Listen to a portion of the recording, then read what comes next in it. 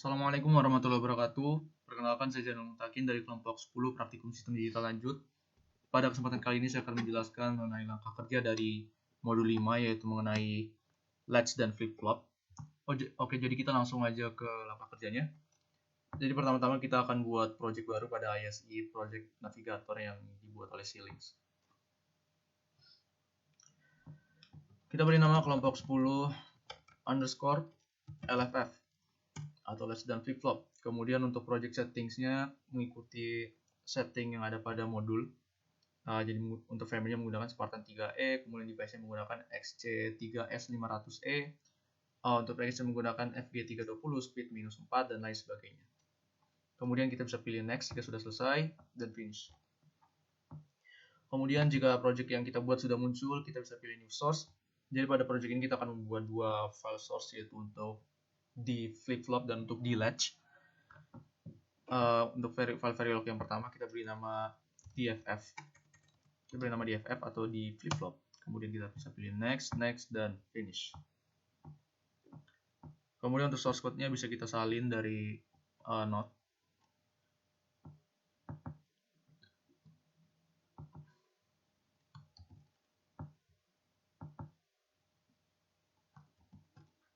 Setelah itu kita bisa klik save. Kita bisa klik Ctrl S untuk save. Kemudian kita buat lagi file source baru, file Verilog, kita beri nama di latch. Kemudian kita pilih next dan finish. Oke, setelah itu kita bisa salin lagi source code yang akan digunakan pada notepad. Oke, setelah itu kita bisa pilih finish sekali lagi. Kemudian jika sudah, kita akan mencoba melihat bentuk skematik dari rangkaian yang baru saja kita buat, yaitu dari DFF dan DLatch. Pertama-tama kita akan melihat bentuk skematik dari rangkaian di flip-flop. Kita pilih view RTL schematic pada tab processes. Kita tunggu beberapa saat. Kemudian jika sudah muncul window baru, kita pilih start with the Explorer Wizard. Kemudian kita pilih OK. Kemudian pada available elements kita pilih DFF, kemudian add dan create schematic. Oke, jadi ini adalah bentuk skematik dari rangkaian di flip-flop. Jika kita expand rangkaian utamanya, maka akan terlihat rangkaian-rangkaian yang lebih advance.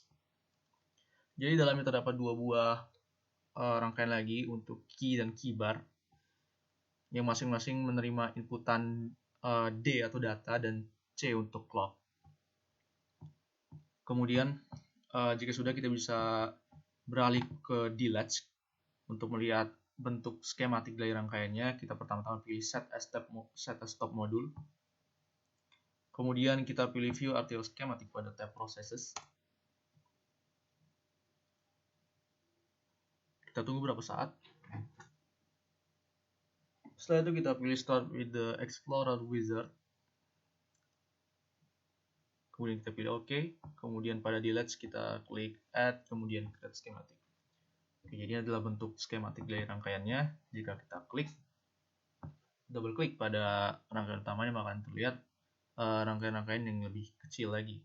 Di dalamnya terdapat dua rangkaian, yaitu LPM latch _1, kemudian keybar _in. Oke. Setelah itu saya akan menjelaskan mengenai masing-masing modul, cara kerjanya dan inputan serta keluarannya.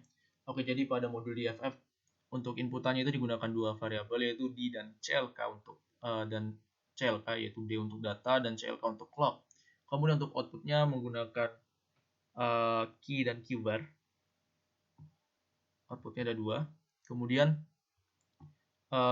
untuk fungsi yang digunakan itu menggunakan block always, menggunakan perkondisian block always add, yaitu dengan parameter POSH clock. Jadi sebuah perintah akan dieksekusi setiap sinyal clock membangkitkan sinyal clock mengalami transisi dari negative edge atau nilai 0 ke nilai 1. Jadi ketika POSH pada sinyal pada sinyal clock, maka nilai Q akan sama dengan D dan nilai Q bar akan sama dengan not dari Q. Oke, jadi rangkaian flip-flop itu mengambil nilai adalah sebuah rangkaian sekuensial. Jadi keluarannya itu bergantung dari masukan sebelumnya. Dan untuk di flip-flop sendiri, setiap terjadi transisi positif pada sinyal clock, maka nilai dari key akan mengambil nilai masukannya. Nah, kemudian jika nilai dari D sama dengan 0, maka nilainya akan dipertahankan pada keluaran sebelumnya. Jadi istilahnya ketika nilai dari D sama dengan 1, maka nilai Q akan di-set. Jika nilai dari clock adalah 1, maka nilai dari Q akan di-set ke 1 atau di-reset ke 0. Kemudian untuk penjelasan dari D-latch. Oke, jadi D-latch itu sendiri sebenarnya adalah rangkaian yang tidak jauh berbeda dari D flip-flop. Jadi untuk inputan dan keluarannya masih sama, yaitu inputannya ada dua, yaitu D dan clock. D untuk data dan CLK untuk clock. Kemudian untuk keluarannya ada dua juga, yaitu Q dan Q bar.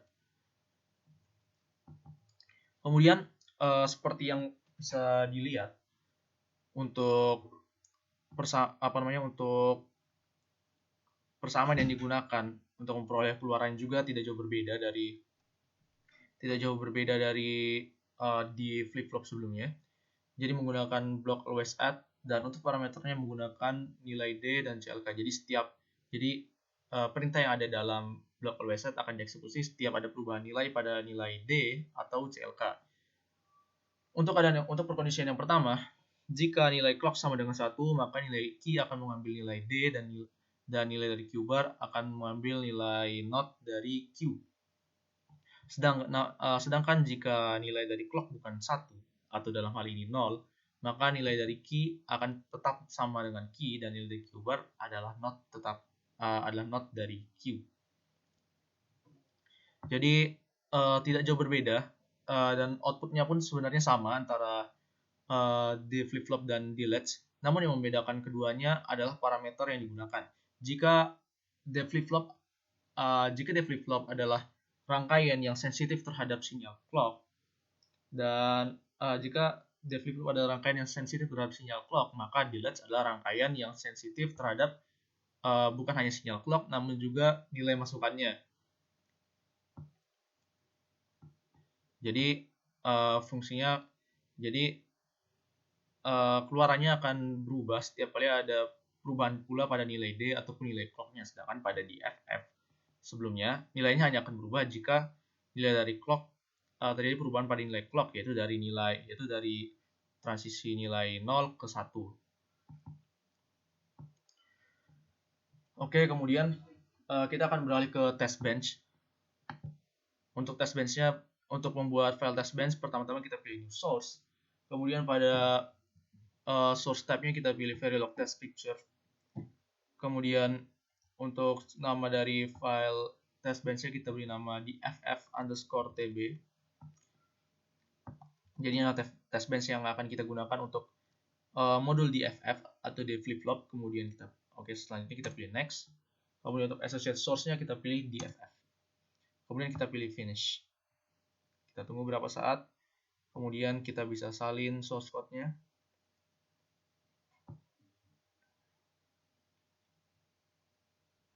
Oke.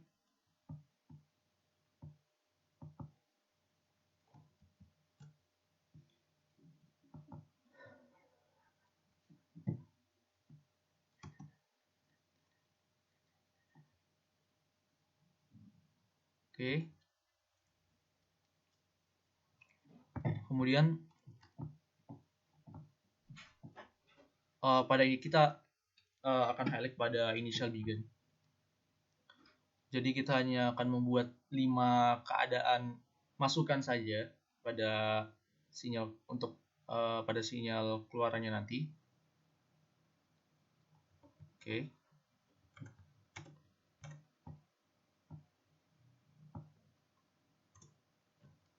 Oke, jadi karena permintaan tugas dari modul 5 adalah membuat stimulus dengan 5 digit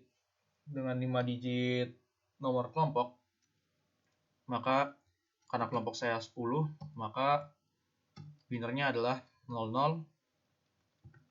Nilai binernya adalah 01010.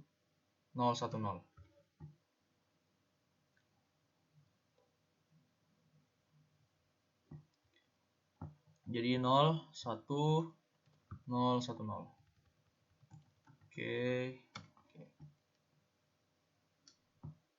Oke, jika sudah kita bisa klik save. Kemudian kita ganti dulu tabnya dari implementation menjadi simulation. Kemudian kita pilih di ff_tb atau test bench. Kemudian kita cek terlebih dahulu sintaks dari source code yang sudah kita buat. Kemudian jika hasilnya baik atau centang, maka kita bisa beralih ke simulate behavioral model untuk membangkitkan sinyal keluarannya.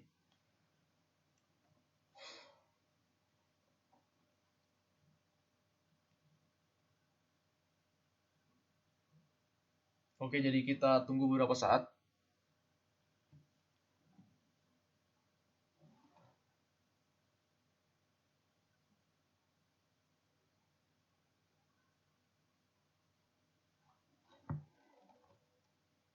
Maaf, ada masalah sebentar.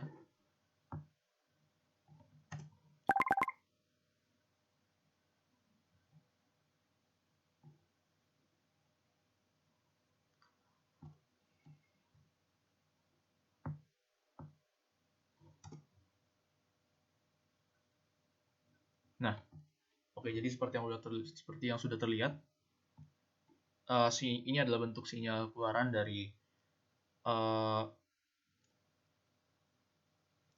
dari rangkaian DFF dengan stimulus yang kita masukkan barusan.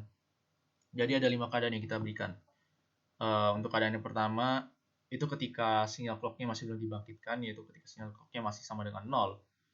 Ya, karena ini adalah DFF atau D flip-flop, dan masukannya dan keluarannya itu ditentukan oleh sinyal clocknya, dan maka ketika sinyal clocknya masih belum melakukan transisi nilai dari 0 ke 1 atau nilainya masih belum berubah menjadi post edge, maka nilai keluarannya adalah don't care untuk Q dan Q bar. Kemudian pada 300 nanosecond mulai terjadi transisi sinyal clock. Dan itu menyebabkan nilai keluarannya berubah, yaitu Q berubah menjadi 1 karena nilai dari D adalah 1. Jadi seperti perkondisian yang dideklarasikan pada modul DFF. Jadi ketika nilai dari clock sama dengan 1. Jadi ketika nilai dari clock sama dengan 1 atau sama dengan post edge, maka nilai key adalah sama dengan D. Jadi nilai key sama dengan 1. Kemudian untuk nilai dari key bar adalah kebalikan dari nilai key, sehingga nilainya adalah 0. Kemudian untuk keadaan kedua, karena nilai dari clock adalah negative edge atau 0, maka nilainya akan tetap. Nilai dari key akan tetap. Sedangkan nilai dari key bar juga akan tetap, yaitu sama dengan 0, kebalikan dari key yang sama dengan 1. Sedangkan nilai D adalah 0, seperti yang sudah kita deklarasikan sebelumnya. Kemudian pada keadaan keempat, pada 500 nanosecond, nilai sinyal clock akan berubah lagi menjadi 1, menjadi post edge. Kemudian nilai masukan datanya akan sama dengan 1. Dan ini akan membuat nilai dari key sama dengan 1. Nilainya akan kembali membaca, nilai keluarannya akan kembali membaca masukan dari variabel D. Jadi nilai dari key sama dengan 1 dan nilai dari key bar adalah kebalikannya sehingga nilainya adalah 0. Kemudian untuk keadaan yang terakhir, ketika nilai dari clock-nya sama dengan 0 kembali, maka dan nilai dari D sama dengan 0 juga, maka nilai dari keluarannya maka nilai keluarannya sama seperti sebelumnya, yaitu 1 untuk nilai dari key dan untuk nilai dari key bar itu sama dengan 0, kebalikan dari key. Oke, jadi mungkin itu penjelasan untuk test bench pada DFF. Selanjutnya kita akan melihat sinyal keluaran dari D-latch. Jadi langkah-langkahnya tidak jauh berbeda. Kita pertama-tama pilih new source, kemudian pada source tab-nya kita pilih Verilog test picture. Kemudian untuk nama filenya dan source code-nya bisa kita lihat lagi pada notepad. Untuk file name-nya kita beri nama dlatch_tb. Kemudian untuk associate source-nya kita pilih dlatch, kemudian finish.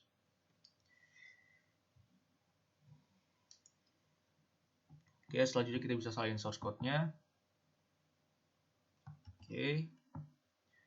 Kemudian kita bisa tempatkan pada modul test bench yang baru kita buat. Setelah itu kita bisa pilih save. Oh ya, kemudian untuk stimulusnya kita buat sama dengan test bench pada DFF sebelumnya.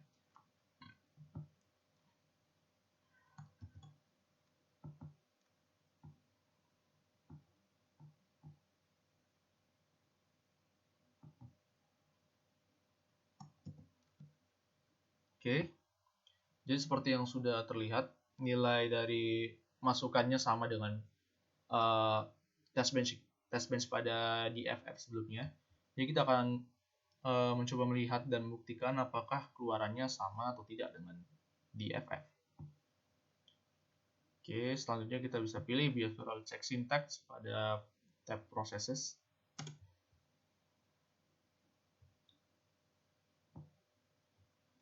Kemudian kita pilih simulate behavioral model. Kita memperoleh hasil yang baik.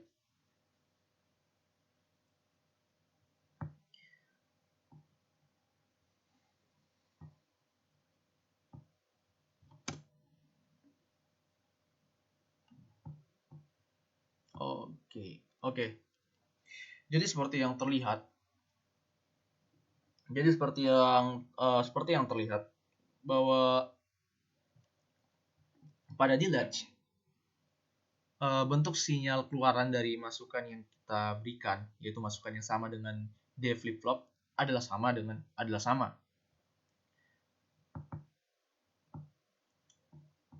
Perbedaan dari D-latch dan D flip-flop hanya terdapat pada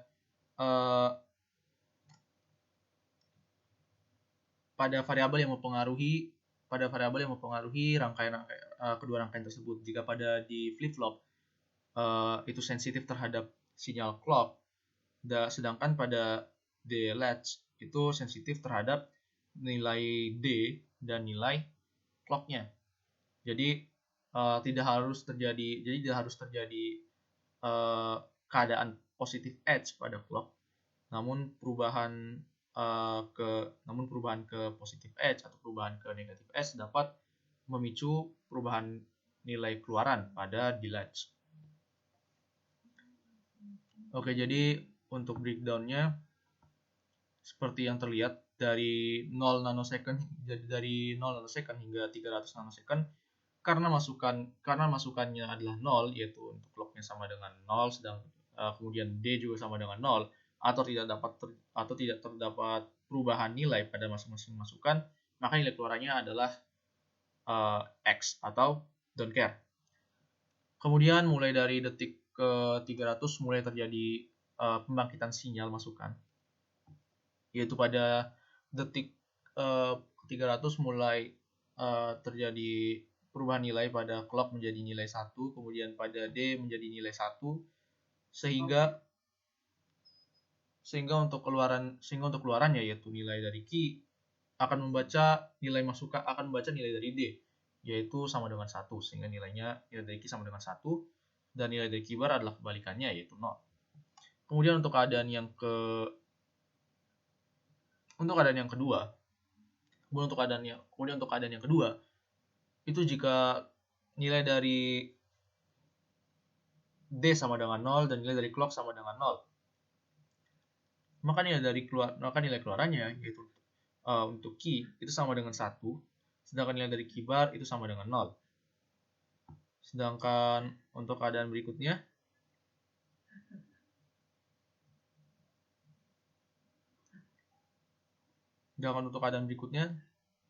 jika nilai dari masukannya sama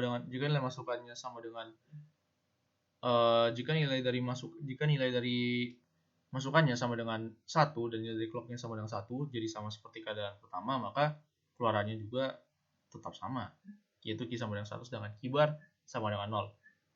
Kemudian pada keadaan yang terakhir, yaitu pada 600 nanosecond, jika nilai dari clock sama dengan 0 dan nilai dari D sama dengan 0, maka nilai dari keluarnya sama dengan 1 sedangkan nilai dari Ki bar sama dengan 0. Jadi mengikuti perkondisian yang kita buat pada modul delatch.